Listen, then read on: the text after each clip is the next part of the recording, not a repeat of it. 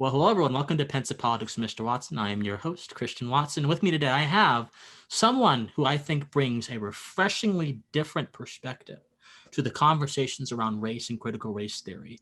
Kimi Katiti, I pronounced her name correctly. Yes. She is a YouTuber who talks about critical race theory from a spiritual and biblical perspective, and other things as well, race in general as well. And so I figured, since this channel is about, again, seeing how human beings operate beyond what we can see, beyond what we can feel immediately, and understanding that there is indeed a world beyond this world that interacts with this world.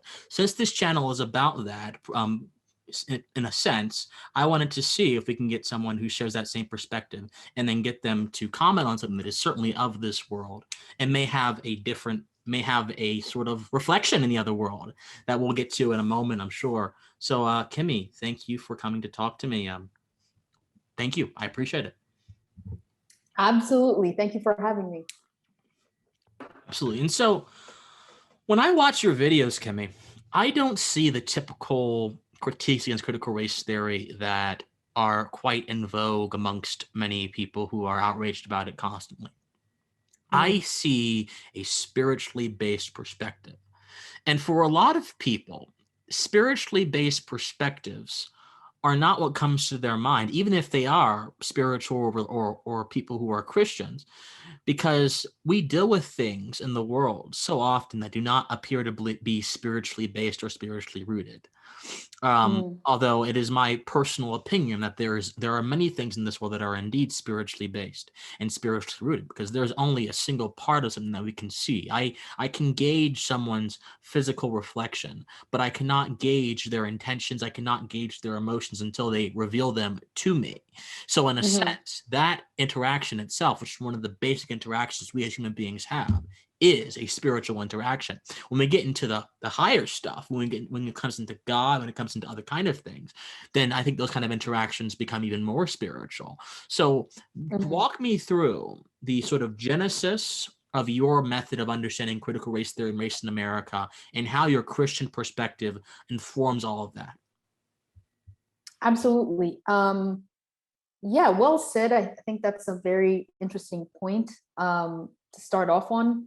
I have been a Christian for the largest part of my life. I would say I dedicated my life to the Lord when I was like 14 in high school, and then also got into, towards the end of high school, got into apologetics, and within the vein of apologetics, sort of touched postmodernism. And wow. I had a strong, like, ingrained, I would say a strong repulsion against postmodernism just because of its groundlessness, right? So it's, you know, it's pulling apart reality. It's questioning what truth is. If you go back to, like, not necessarily a postmodernist, but like David Hume and like, or moral relativism, like there was a lot of those things I was struggling with. And I decided that even if it might not be 100% a fact, proven fact, I will at least ground myself in the Word of God as sort of something to say, okay, worst comes to worst, I'm just going to revert back to this text because at least it's coming from a place of absolute truth. Right. And the world is all about, like, you know, kind of tearing that stuff apart.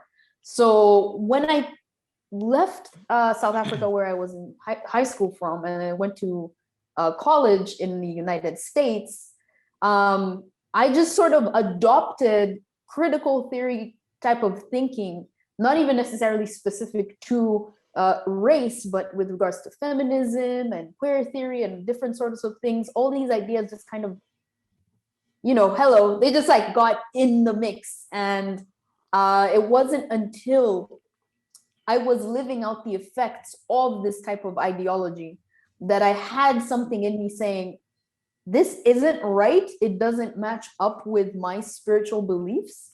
And this wasn't really manifested. I kind of went through a journey of breaking out of that mindset through late 2018, all the way to the beginning of 2020, where I just introduced the concept of forgiveness as it pertains to race in my personal life. I was like, all these offenses, regardless of whether they're, you know, it has to do with something basic or it's more complex and there's race involved or the sexism involved, I was like, I don't care.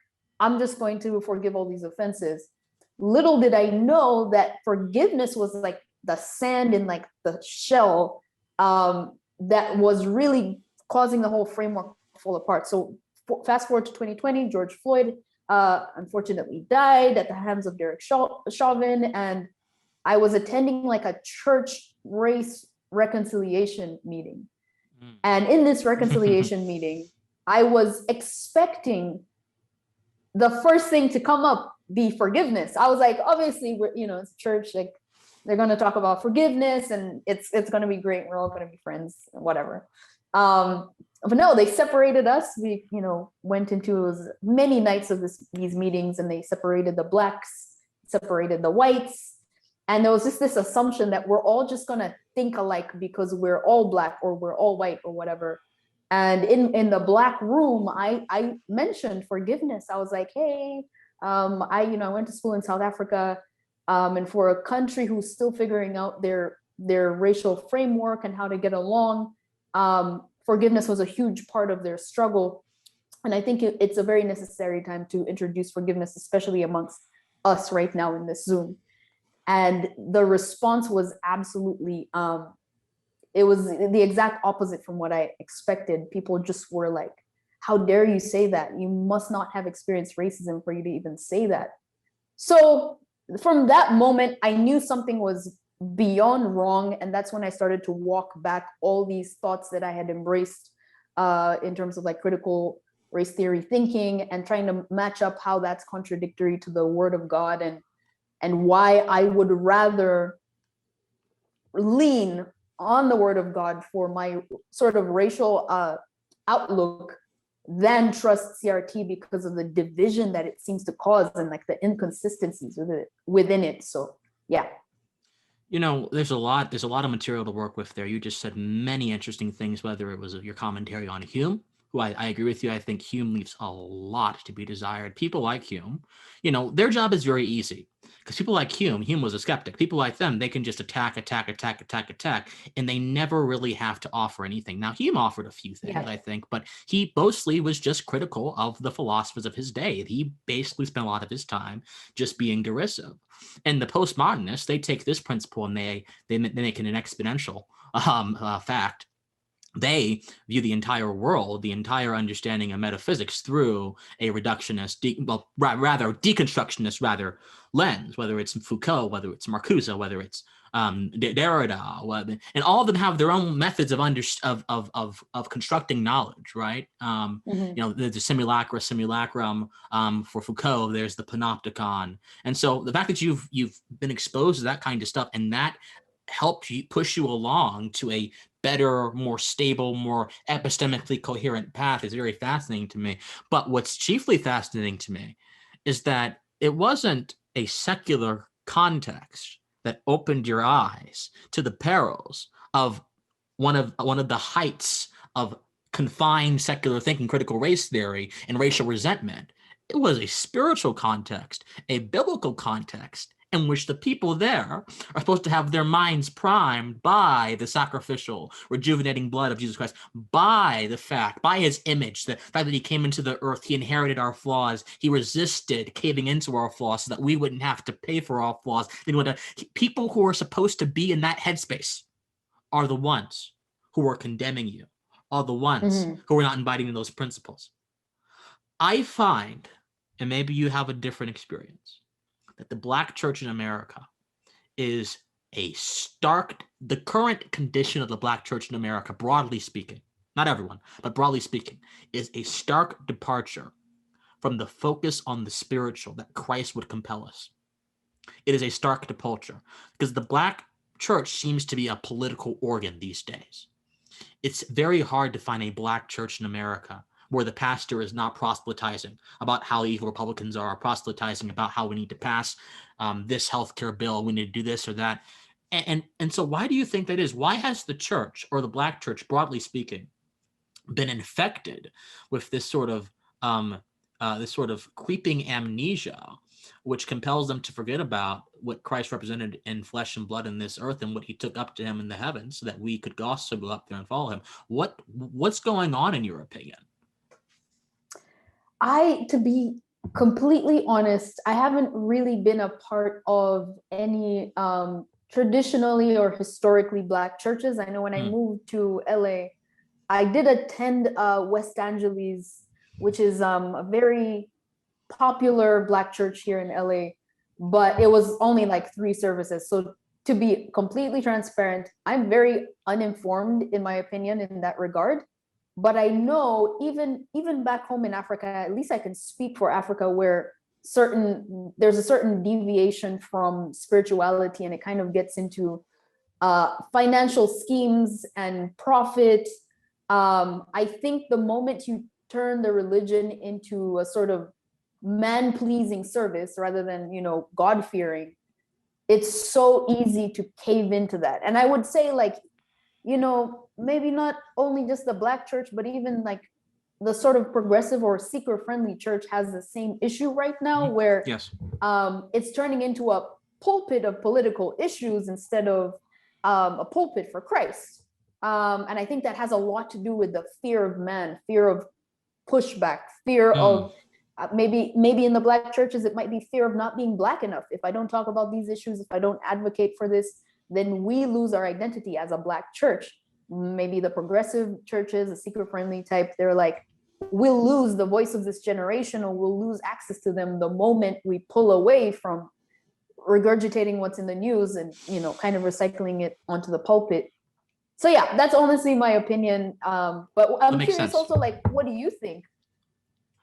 So the Black church is interesting, man. I think that the Black church was the institution that kept a lot of African Americans when they came out of slavery, when they came out of Jim Crow, in a sort of community context, and allowed some cohesion to happen, which is why the Black church, the Southern Christian Leadership Conference and all the other organizations that reflect the Black church were kind of the driving engines of the civil rights movement. That's why a Reverend Martin Luther King is one of the primary figures of the civil rights movement. Mahalia Jackson, the Queen of the Gospel, one of the most gifted voices of the last past half century. Didn't It Rain? So many brilliant songs fell from her mouth. She was also a staple in the Black church as well. And you see the same kind of ecclesiastical authority that the Black church had coming out of slavery, going into the 20th century, then being a front against racism in the 60s and the 70s, and then being a sort of guiding voice for many African Americans going forward, which is why people like Reverend Al Sharpton have so much power. Reverend Jesse Jackson has so much power. They're reverends. They have a lot of ecclesiastical authority. You see the same kind of thing reflected in today's Black church. For example, the Martin Luther King Center in Atlanta, Ebenezer in Atlanta. Every January they do a service to commemorate Dr. King's MLK Day. In every service, they spend time pushing for social justice issues and attacking right-leaning people or anyone who really does not adhere to those issues. And Bishop T.D. Jakes, who I don't know how you feel about him, but I respect Bishop T.D. Jakes. I like him. I think that he's made some missteps. I think that he's a little bit too into the prosperity gospel for but I like his power. He was on there. He was their keynote speaker, and he was talking about how racial justice and healthcare are important issues of the church.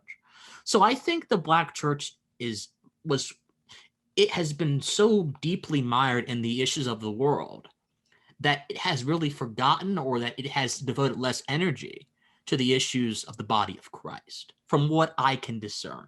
Now, of course, this is not just the Black church affliction. There are a lot of churches that are quite like this. There are a lot of churches that are quite like this, and a lot of denominations that are quite like this as well. So that's my guess. I haven't done a full study of the Black church myself, but I was raised in it. I was raised a Pentecostal, so I grew up in that kind of environment. I've seen it. I've seen the cadence of the pastors, and it's consistent across multiple denominations. All denominations have their sort of, idiosyncrasies. So that's my thought. But, you got people like Michael Eric Dyson, who was also a reverend, being one of the lead spokespeople of critical racial justice, writing the foreword for Robin DiAngelo's book, White Fragility. So, I think there is this sort of unholy marriage between the Black church and the social movements, and it's unfortunate. But, it highlights the importance of having the spiritual perspective that you have. Because when you can see things that escape your immediate understanding, that escape your senses in this world, you have a broader insight, right? Greater is he who is within me, right? The idea that, he's within you, you may not be able to see him, but he is within you. And that's supposed to come out in your actions. There's a sort of connection between the physical and the spiritual. And I think your Yeah. critiques of critical race theory really embody that. I don't want to speak too long. I know I'm going off on a tangent here, but Oh, this is great. I'm learning so much. I'm learning from you, really. I mean, genuinely. So yeah, that's my thought. What are your thoughts before we go on to the next question? I will definitely say, from a spiritual standpoint, there is a sense of the whole identity issue. That word has been in my mind a lot lately. And I feel like there's such a strong pull towards Black identity. So much so it's like we have to attend to the interests of the Black church. And it's not even, the Black is so strongly placed that it's like, it's not God's church, it's the Black church. And so we're attending to those issues. And I believe that we are trying to find meaning in that word. We're trying to find identity in our history. We're trying to like understand how we can use that history to define our future.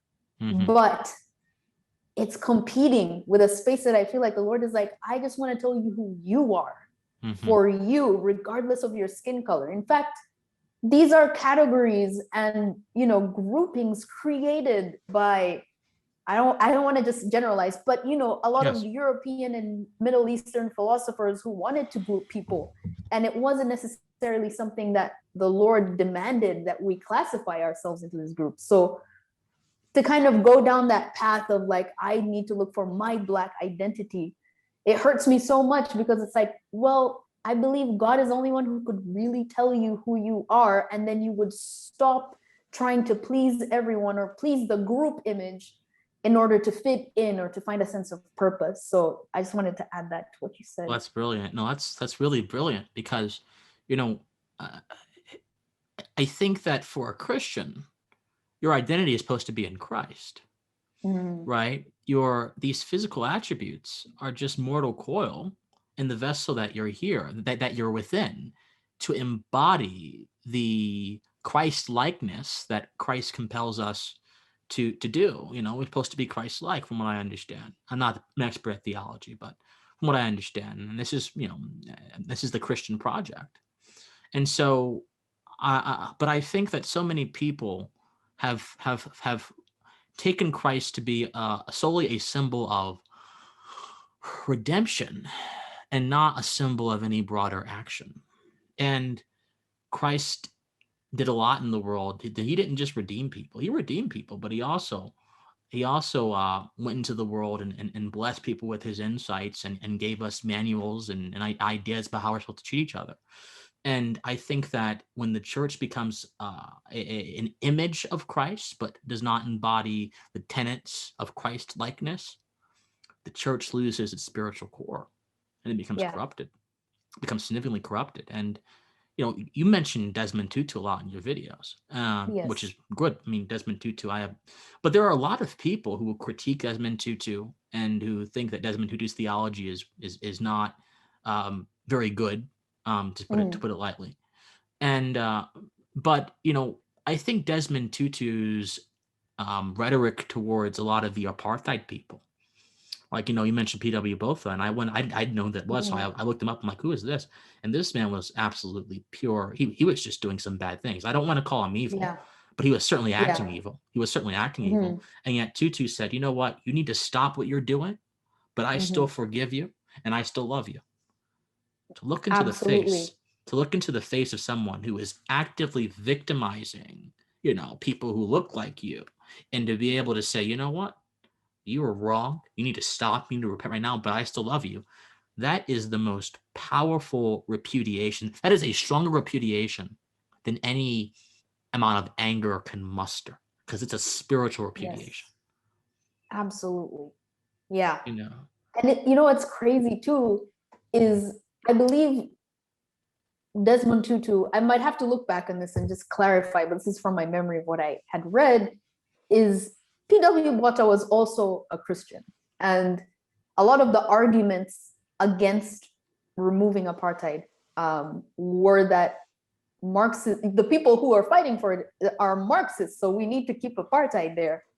And so it was like Desmond's place was really to talk to P.W. Botha from a place of being a Christian and speaking to another, fellow believer. But he talks about in his book, The Book of Forgiving, he had to really imagine all of his enemies, and I'm sure that includes Botha, as infants, literally as pure babies who haven't sinned yet, who don't know what the world is like, and realize like that's their common humanities, that at some point that was a child, that was an infant, that was someone's son, someone's daughter.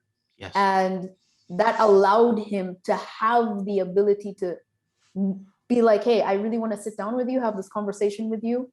He'll get heated, he'll get angry, but he still remembers at the same time that he's appealing to a fellow brother in Christ, hoping for that moment of, okay, what I'm doing is evil. Let me turn around, let me repent, let me deliver the people, and rather, than what he was doing.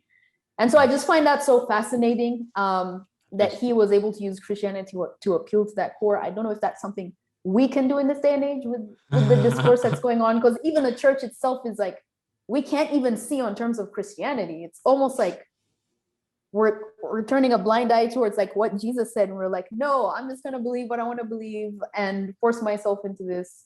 But I really do hope that we can appeal to both every aisle, white supremacists, to those who are trying to fight the white supremacists, and be like, hey, we need to realize that we all have like a common humanity, and we need to speak to that rather than to act like your entire existence is evil. Exactly. We do have a common humanity, and I think to clarify what that might mean, and help me if I get this wrong, please correct me. The common humanity is that we are still at our core, we are all human beings. We are all imperfect people. We are equal in the fact that we have that sort of ability to reason, the ability to think. That's the core of our humanity. And so is that what you mean by common humanity? Absolutely. And to just add on to that, Desmond defines that as our ability to either become evil. We can literally have events happen to us, say, for example, abuse or hurt, rejection, that causes that cycle of, I now want to hurt, abuse, reject other people. And so to realize that could have been what caused that allows us to see that we could all have the potential for turning into evil, disgusting human beings. I think he even said, I think I read this last night, he said, if I was born into the white skin color as an Afrikaner, it's likely that I would have been the type of person to support apartheid. Like it's not beyond my ability. It's not that I'm just innately good because I'm being oppressed right now. We could switch seats and I could just adopt those ideologies, unfortunately. So he was able to understand that we all have the potential for good and we all have the potential for evil. So that's what I also understood from that. Yeah, and those capacities are very interesting, because those capacities really define and put perspective around the idea of someone being a bad person, right? When we say that someone's a bad person, we oftentimes say that as a means to distinguish them from either us or from what a good person would be. And certainly most prudent folks want to think themselves as a good person. So in a sense, we're defining we're distinguishing someone else's actions from ourselves.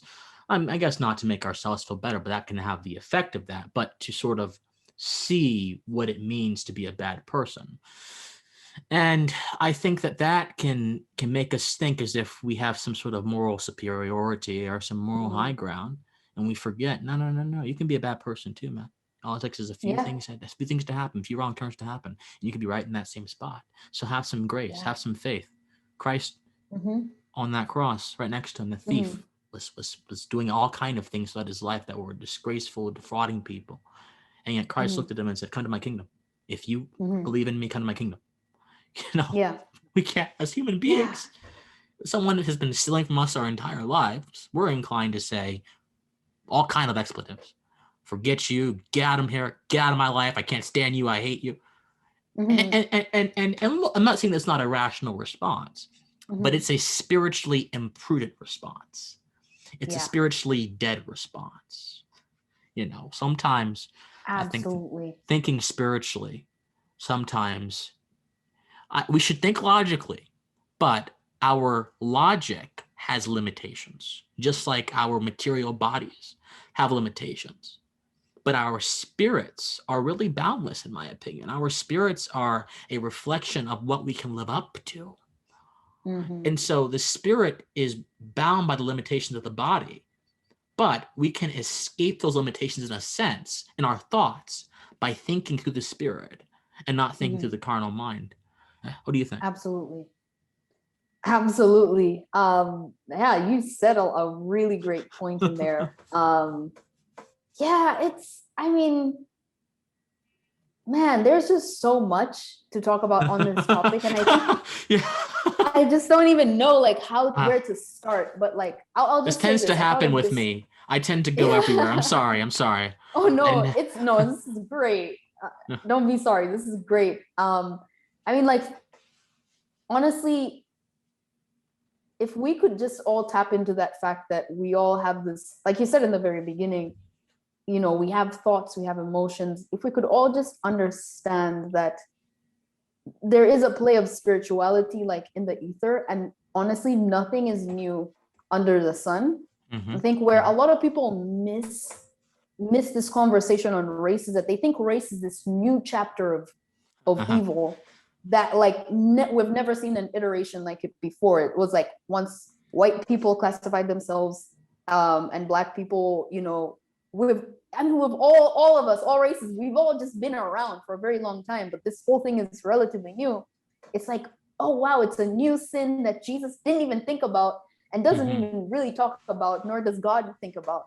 It's like when Christ was on the cross, I'm pretty sure he was carrying the burdens of racism as well, the sins of racism, the sins of racial disparity. And so this is still at the core of it. It's still a spiritual issue. yes. We can't just remove it and act like it's a separate thing that we have to dismantle outside of, and I'm speaking to believers, outside of the Bible, outside of the guidelines of the Bible. It's all included. Like God saw that. I'm sure, I mean, even in the Bible, there is, I would say, ethnic clashes, not necessarily racism, but there are group clashes. There's like group differentiation and that sort of thing. Like they've seen their own version of it. Egypt and Pharaoh and the Israelites. Oh yeah. Oh yeah. So he knows, and he still prescribes the same answer. And the story of Jesus telling the Pharisees who were criticizing this woman in adultery, he was like, if you have never sinned, please throw the first stone. And I feel like people need to come back to that. Like, I swear, if you are the most perfect being, you can begin to insult and do all the things you want to do. Yeah. But we are all flawed. Period. Absolutely.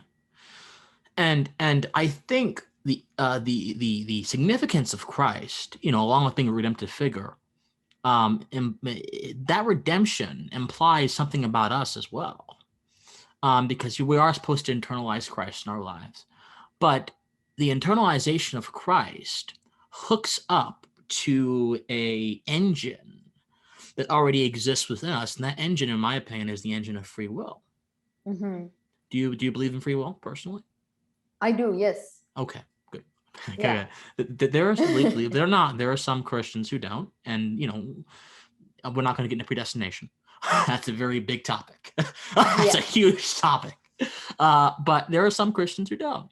And to get back to critical race theory, because I'm not trying. I'm going everywhere because you are a brilliant lady, and I'm enjoying this sort of getting out all these thoughts.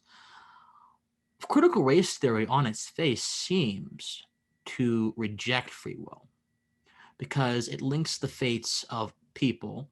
First of all, it classifies people as classes, not as people, as classes, as groups.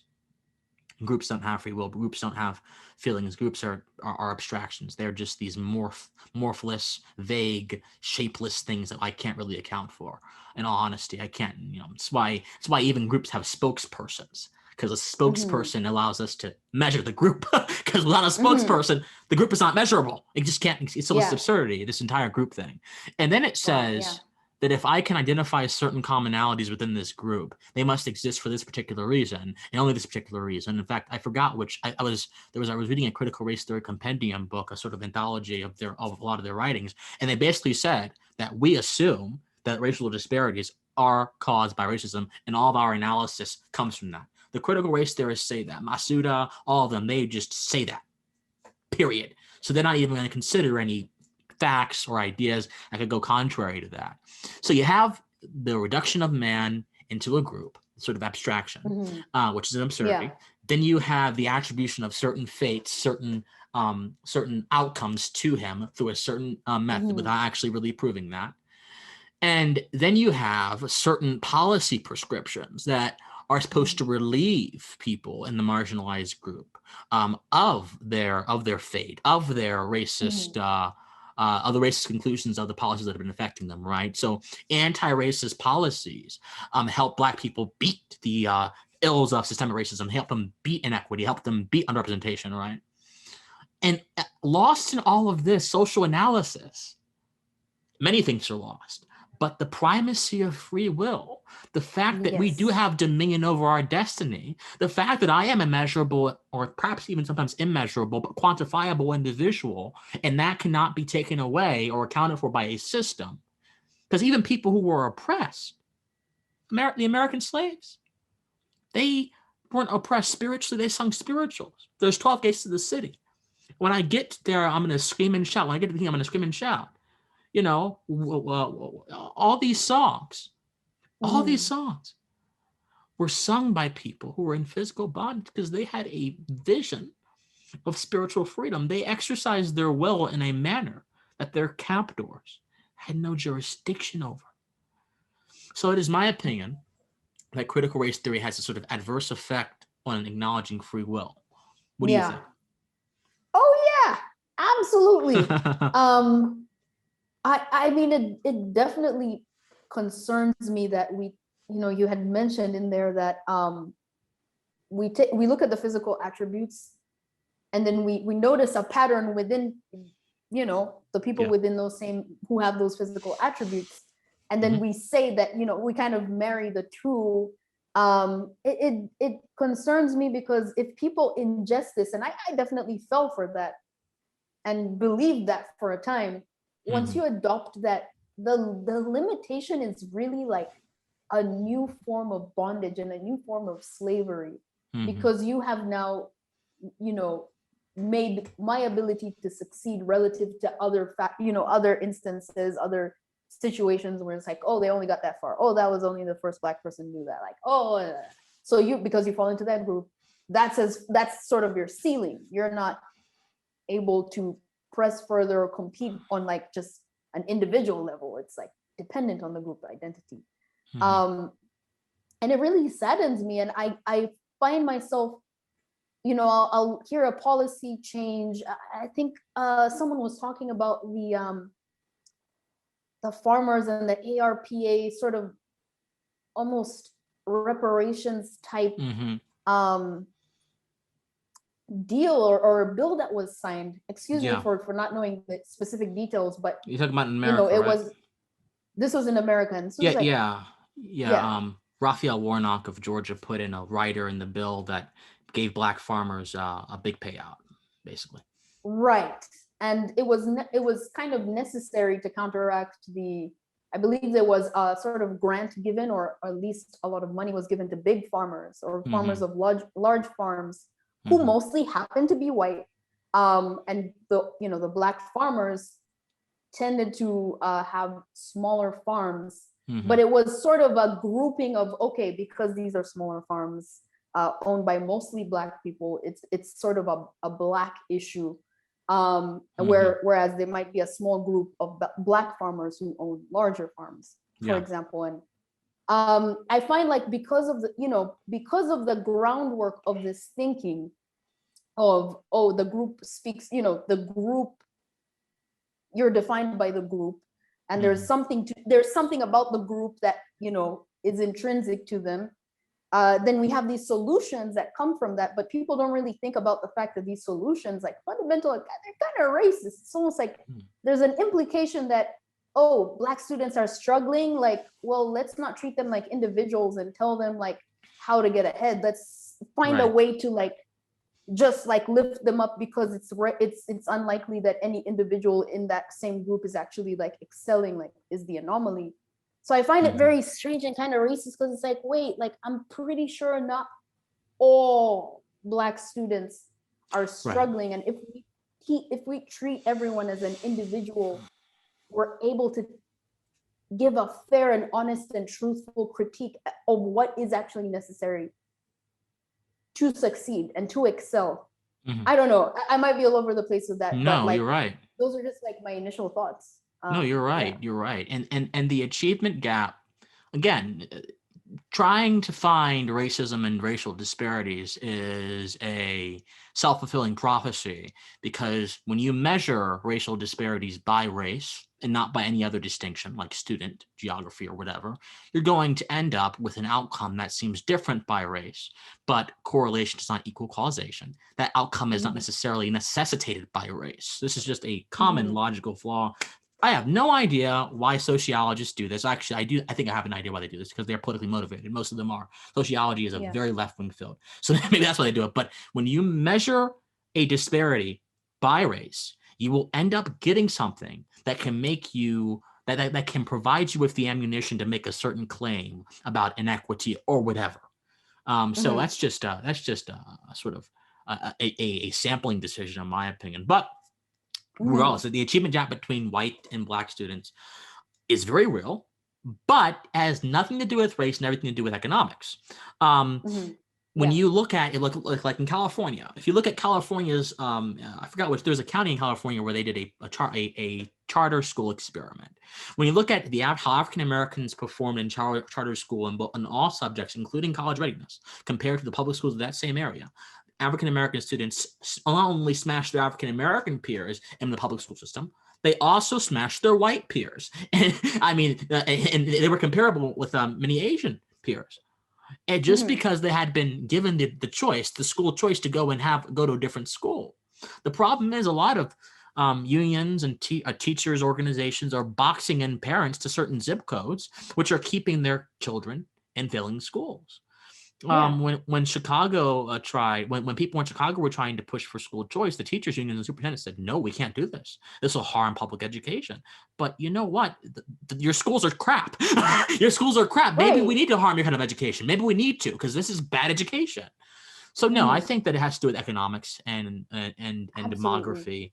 Very little to do with actual race. When you put Right. African American students in good schools, you let them choose the schools, they tend to do very well. They tend to have very high college readiness rates. They're fine. You are in a poor community and you're forced by the government to be in a school.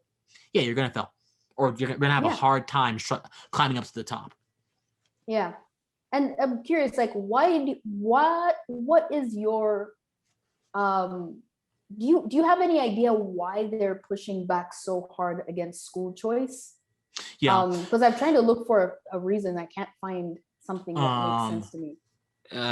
So the superintendents, if there are other schools competing with them, their student enrollment may decrease, and that could have Mm-hmm. implications for their budget and other things, and their paychecks down the line. So I think it's Mm-hmm. partially self-interested. Well, it's primarily self-interested, actually, entirely self-serving on Mm-hmm. these part of these people, and that's probably mostly what it is. But there are other folks who generally think that school choice is an attempt by rich people to disrupt the accessibility of education and to put education to the hands of people who want to make it a commodity. Mm-hmm. Now, of course, charter schools, and that's, I mean, with private schools, I can understand how they would think that. But charter schools, the ball game is very, very different. So I don't get that argument very much. I think that it borders on nonsense, borders on conspiracism, and there are plenty of Mm-hmm. poor Black kids who are able to go to charter schools and who do very well there. So it's not a push Yeah. by the upper class. Actually, it really is a push most of the time by the parents themselves who want to give their children a better educational experience. Yes. So yeah, I think that's Absolutely. probably why. But I mean, Mm-hmm. the reason you would have teachers unions is because, hey, a change in student enrollment is going to impact their budgets, Mm-hmm. and they don't want that to happen. So it's in their interest to Right. keep all the students in that school. This is when this Right. is how perverse financial incentives can really Mm-hmm. destroy, you know, can really destroy things that would otherwise be very good. Education is meant to mold you to be a holistic person, or to understand the world so that you can make yourself a holistic person, rather. That's probably the better way to say it. But today it's entirely become about standardized curricula and things of that sort, things that are not really speaking to each individual's heart. And that's maybe a different topic, but I think that's primarily why they're opposed to it.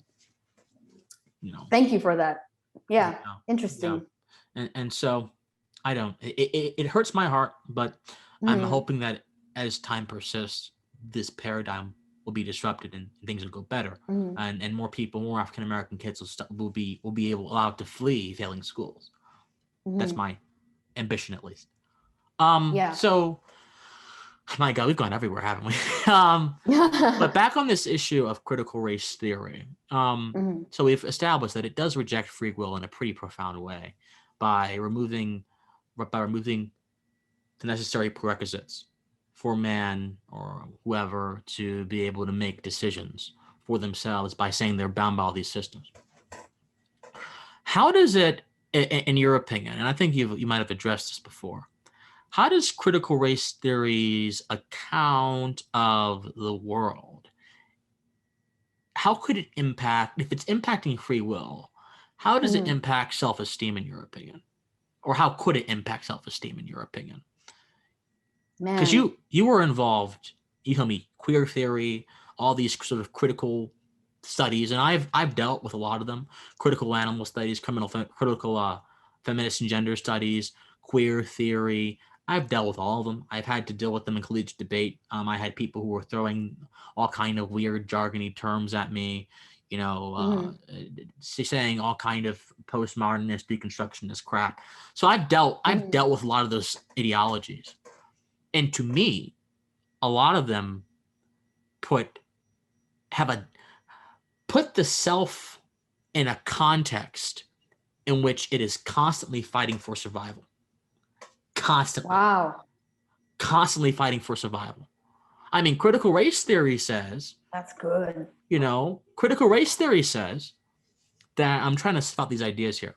They say that, the impacts of slavery, the impacts of Jim Crow, the impacts of all these things are still happening. And Black people are still plagued by white supremacy. That kind of necessitates survival mode. Yeah. Doesn't it? If you want to preserve yourself, it does, which is why they say, hey, well, okay, we've identified the problems through critical race theory. Now let's come up with solutions through anti-racism, with these policies. So I don't know. What do you make of all that? Wow. I'm definitely floored by the contest of survival. That's a really good, it's like mind blown. I'm really like, wow, I never realized like that's really what's happening at the root of it all. Is you're putting yourself in this survivalist mode. Well, on the effect on the self-esteem, I'll speak from my experience. I definitely think it was more of I'm very, very, very alone, and I am the least. Like, I am the person who falls into the category of the least. Black woman. Some would even say I present in the not a very feminine way, so I get categorized oftentimes into the queer category. And so it's like, all those things are acting together, right? And you go out into the world and it's like you're sort of defending yourself in every room, all the time. And you go into the rooms expecting to have to defend yourself. So what do you have? You have a very like gloomy, sad, upset demeanor. And so people respond to that and they're like, why is she mad? Like, why is she angry? And then so they're kind of like averse to like, I don't want to mess around with anyone who's not doing too great today. And so then I interpret that distancing as, oh, that's like a microaggression and people don't want to be seen. And then it's like this self-fulfilling prophecy where everywhere you go, it's like you're looking for the gloom, the sadness, the hatred. And it's like you kind of are laying out the responses. You're making way for the responses that will fit that worldview of CRT. So ultimately your self-esteem is gone out the window.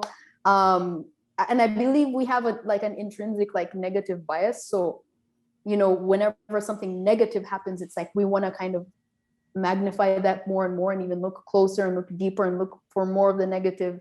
So when you're set off with this critical theory framework, it's like it just keeps getting narrow and more specific, and you know, you get into the nitty gritty, and then all you think about is everything that's negative in your life. And that it kind of becomes your identity. It's like, this is who I am. I look for the bad.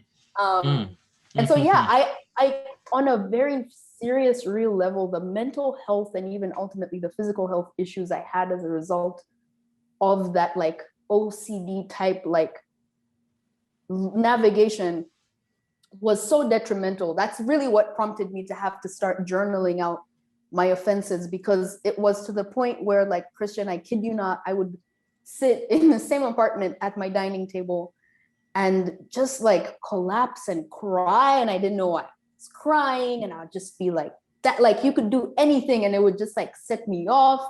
And I'm like, why am I being held back so much as a Black woman when, you know, the average, say, white straight man, for example, is just like living their life? Like, isn't that unfair to me? Like, why should I have to be held back with so much more anxiety and stress and hatred and unforgiveness when, like, I can't even function? Like, at the end of the day, isn't the whole point that I kind of have equal opportunity? And this is fighting against that equal opportunity, because I'm in so much more fear than the next person. So I was like, you know what, screw this. I don't need the fear, because that is disempowering. So yeah, it's crippling to self-esteem. That's profound right there, man. I felt heavy just hearing that. My God.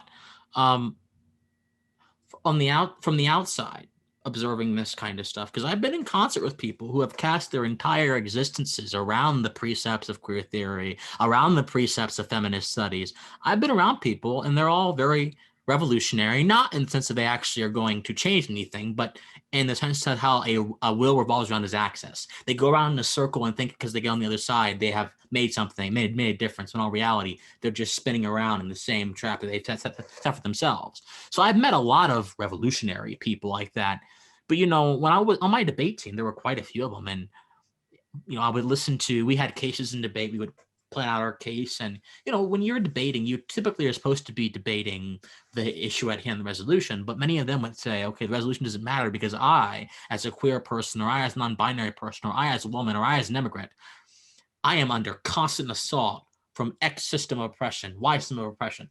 And because I'm under assault by these systems of oppression, we need to talk about that in this round. And that would force a conversation that the judges would aid and abet. They wouldn't disqualify them for going off topic. They would aid and abet this, and would force the other teams to engage in this as well. Now, if many other teams didn't do this, it would be more of a problem. The problem is the other team was doing the same exact thing they were doing. And in the rare instance, like, for example, there was this one team from Liberty University, of all places. I was not expecting this. A place like there, but very left-wing team. They were using critical Black feminist studies to make a case about. Okay, so this is going to be a little bit vulgar. The case was the United Federation of Hoes.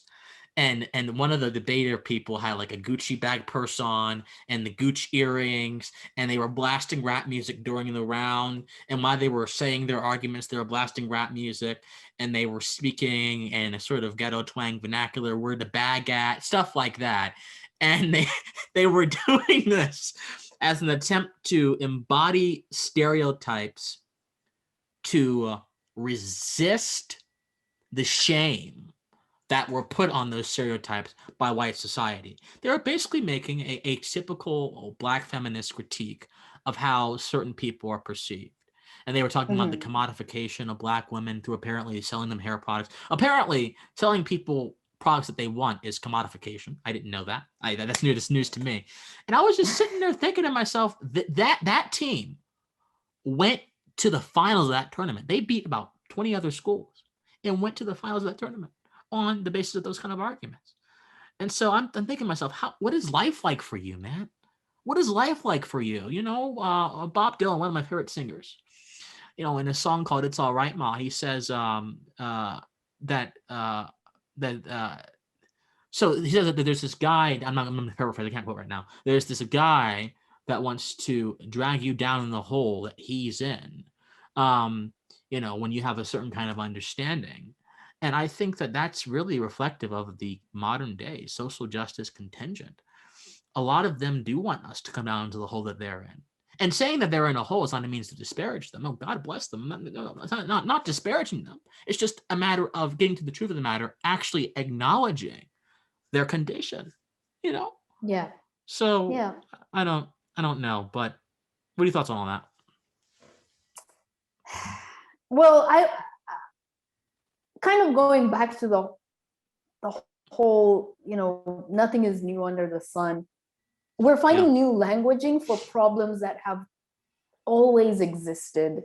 And it's like trying to fit it all into this postmodernist framework of like, power structures and, white people are placing this domination over whatever and setting the tone for that. I'll say this. I will say Hollywood needs to be held accountable for a lot of negative stereotypes of African Americans, Black people at large, that I think they're kind of like flying under the radar, and they're just like, don't realize that we have pretty much everything to do with this. So they do kind of place these images of Black culture as, they highlight sort of the vulgarities. They don't try to show like difference of thought or, lifestyle. It's all just like Black people just like this. They just do this. They listen to this. And I think that has created a lot of negative stereotypes in a lot of people. And so when they meet a Black person, they assume, because I watched Atlanta or ATL, I forget what movie. It's like, do you deal drugs? Like, what's going on? Music too. The music is really, and it has a lot to do with the incentivization of the vulgarity. It's like, we want you to speak about these issues because that's what white people think Black people are like. So that's what's going to sell. We need you to do this. And, the highest consumers tend to be a white demographic of the sort of vulgar hip hop. And that's a whole other topic. But, and we could spend an entire episode on that, just that alone. But but to speak to that a little bit, I love music. I listen to music a lot. I think you like music too. I'm guessing. Okay. Yeah. So I have had a lot of exposure to different kind of music, and when I hear some of the lyrics coming out of the mouths of a lot of young Black talent, I could never imagine that people like Mahalia Jackson and Rosa Parks and Martin Luther King ever envisioned that Black people being successful would ever be because they lack prudence in their tongue. They lack discernment in their tongue. They lack. I just couldn't imagine that. When songs like Yo Gotti's "Rake It Up" or whatever it's called, whatever people talk about, Fetty Wap, when these people are the idols for a lot of young youth, a lot of them are young white suburban youth, but still a lot of young Black youth too. It makes you think to yourself, what's going on?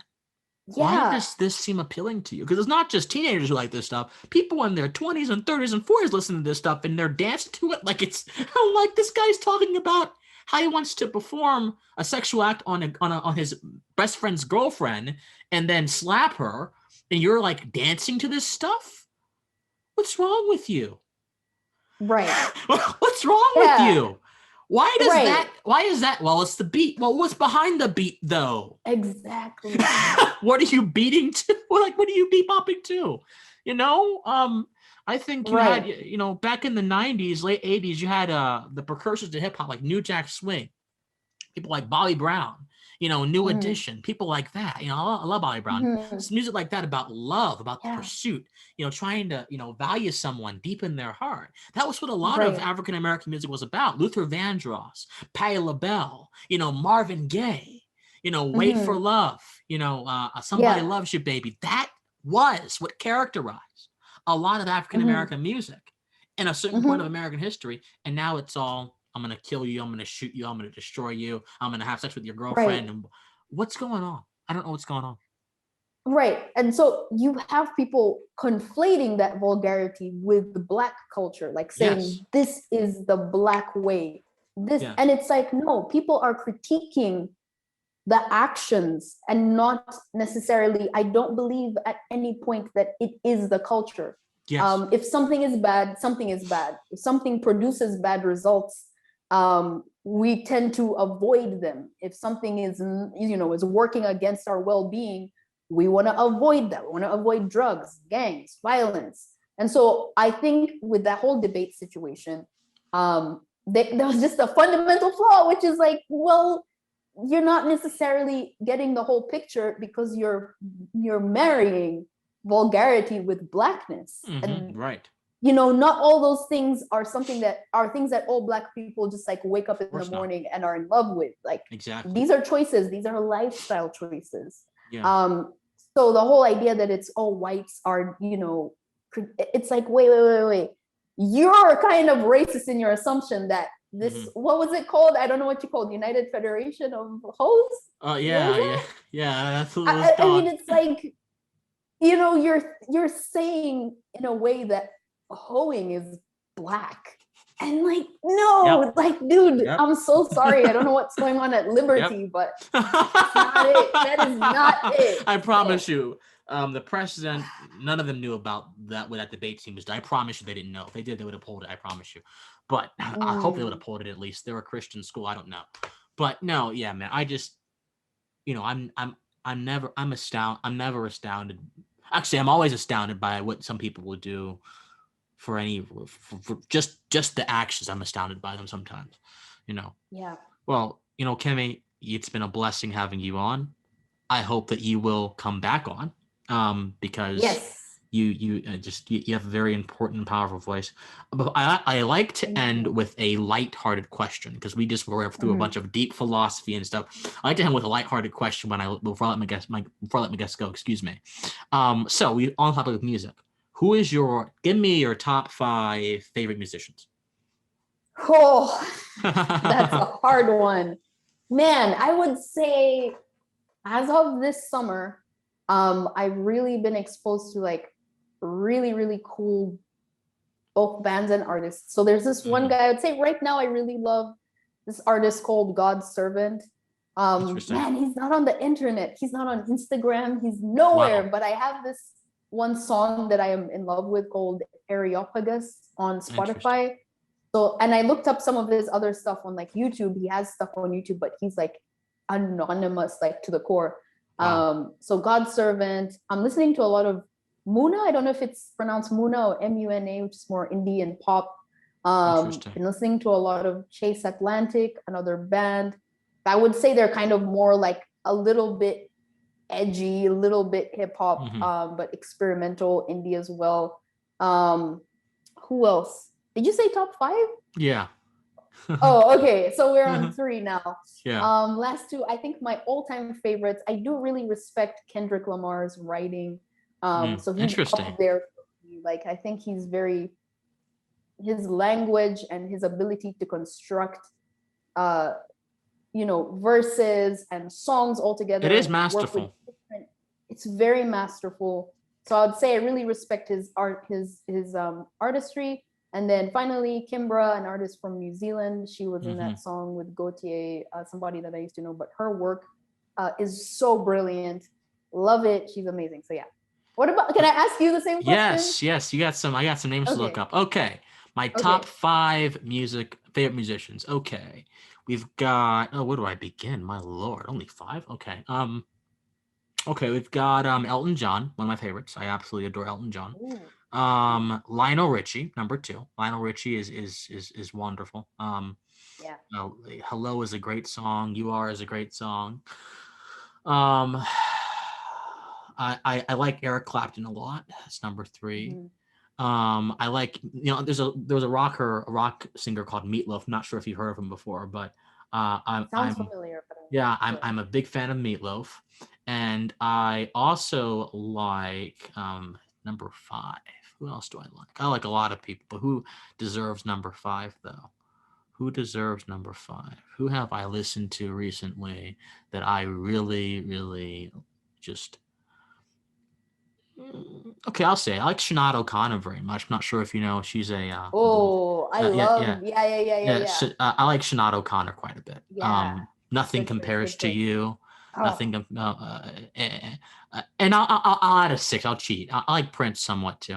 You know? yeah. I like Prince. I was listening to Diamonds and Pearls Yeah. the other day, and I'm like, you know what, man? The guy had amazing talent, regardless of anything he might have done in his personal life. His talent was just unspeakable. So yeah, those are my top 5. Top 6, excuse me. Sick. Yes. Well, thank you for sharing. No problem at all. Awesome. Well, look, Kimi, this has been a blessing, and look, tell people where they can find you at. Totally. You can find me at kimikatiti.com is where I have a hub of all my stuff. So you can find a link to my YouTube channel from there.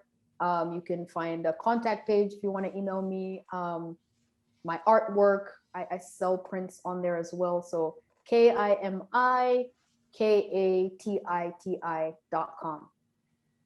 Awesome. And I'm also on Instagram as Kimi Katiti. Yes. Awesome. Everyone go follow her, man. I swear, this is the best conversation I've had in about a year now. I'm not joking with you. That's ridiculous. Anyway. Thank you. All right. Thank you guys so much for watching. Thank you for coming, Kimi. And please, everyone, stay pensive. Bye-bye.